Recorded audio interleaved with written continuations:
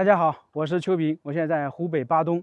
现在站的这个地方叫做绝壁天河。顾名思义呢，首先这个地方是一个悬崖绝壁，这里是一条水渠，一条天河。我右边呢就是几百米高的悬崖。那么这个天河是什么意思呢？就是相当于一条河流在这个悬崖绝壁上流淌，这个就被称为湖北的红旗渠。那么红旗渠大家应该非常熟悉了，是很多人历经千辛万苦开凿的一条河流。那么这里也是一样的。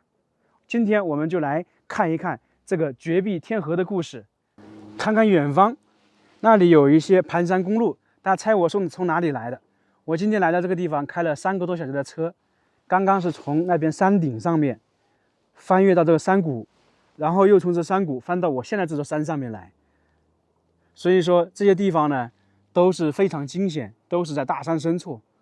看看那个山脉也就400-500米高，仔细看看这个水渠，这个天河离我们现在上面大概是有1米高。那这里以前呢就是人工把它开凿出来的。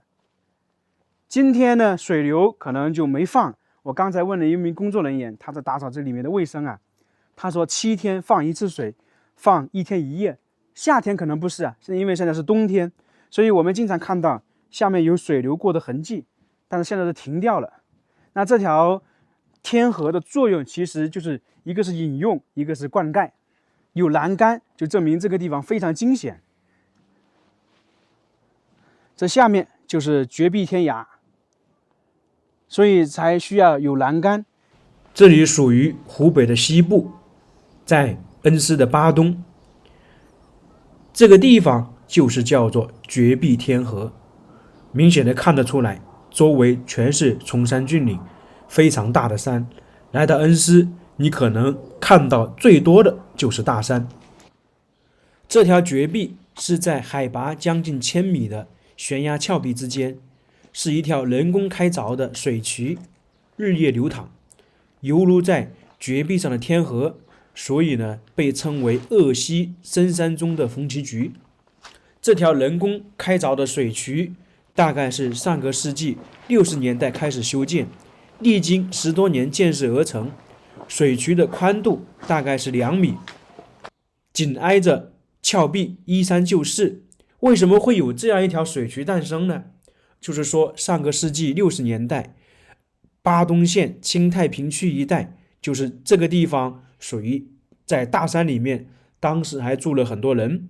那人生活要有水，那农作物也是要水，但是这个地方的水利设施比较薄弱，经常呢会遇到雨就滑坡，遇到旱呢就没有收益，老百姓呢就是用水极度不方便。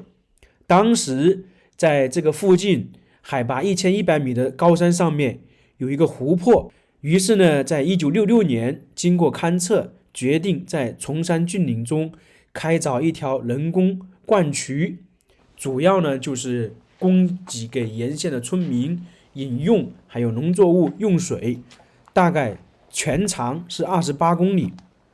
当时设计的方式是宽2米，深2米，每1000米下降1尺，绕山自流，就相当于我们画面中看到沿着山脉这样流淌。总共建设了11年，在这11年的时间，当地总共有上万名劳动力来进行开凿水渠的工作，用工大概是100万个，挖的土方呢大概是100万立方米。它这里不光是我们看到这个水渠，还开凿了一个隧道，隧道有800多米，通风洞10个，将近1000米，还有人工架拱1500多米。还有呢，当时这个地方有13名先辈牺牲在这个开凿水渠的过程中，确实不容易啊，向他们致敬。当时修建这个水渠还有这样一首民谣：山羊无处走，乌鸦无处落，上看帽子掉，俯首心直跳。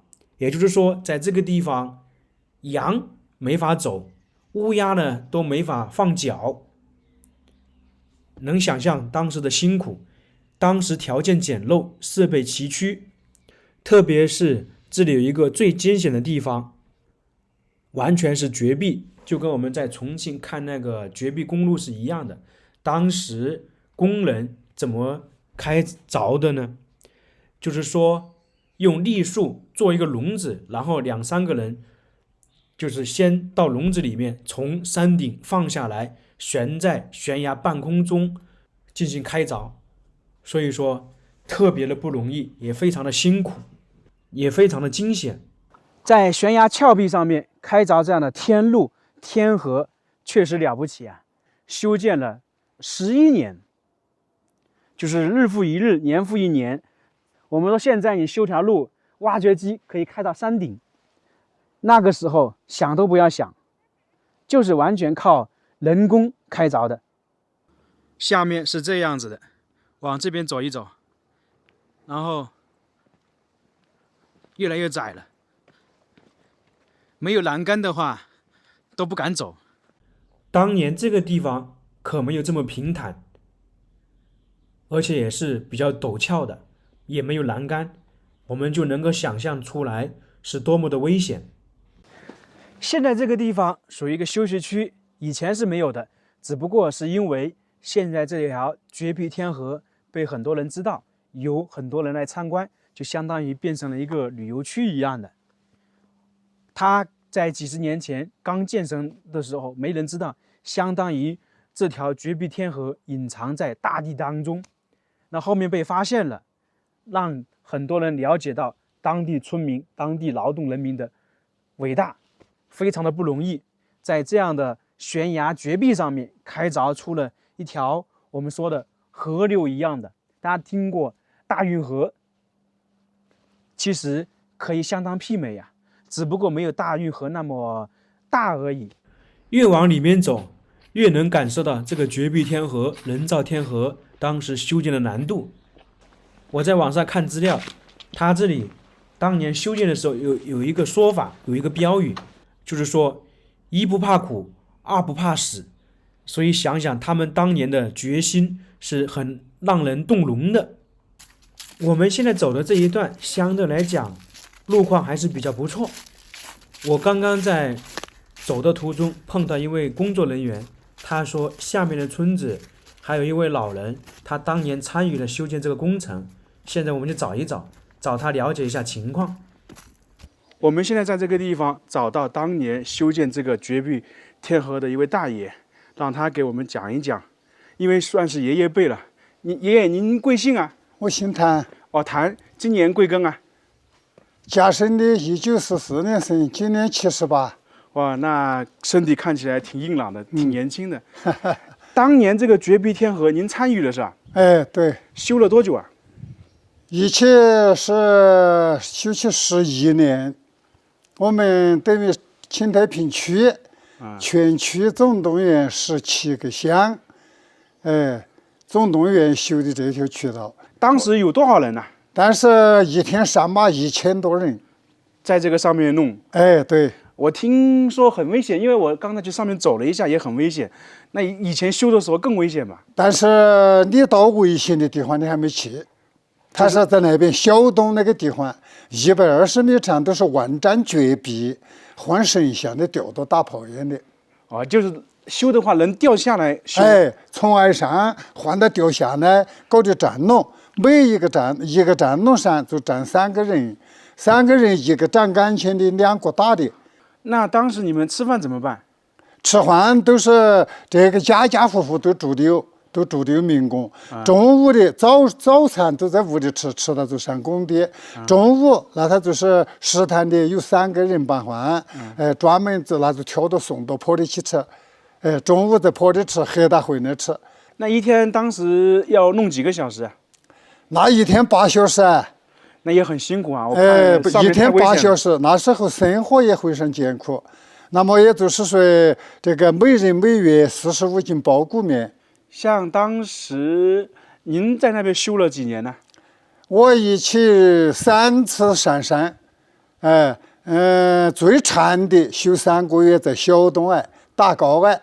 啊，你当时有一次修了3个月是吧？哎，对对对。整个这个水渠这个天河有多长啊？ 128公里长，我们巴东地盖只有25公里，哦，还有3公里是在，还有3公里属于产盐，就是宜昌的。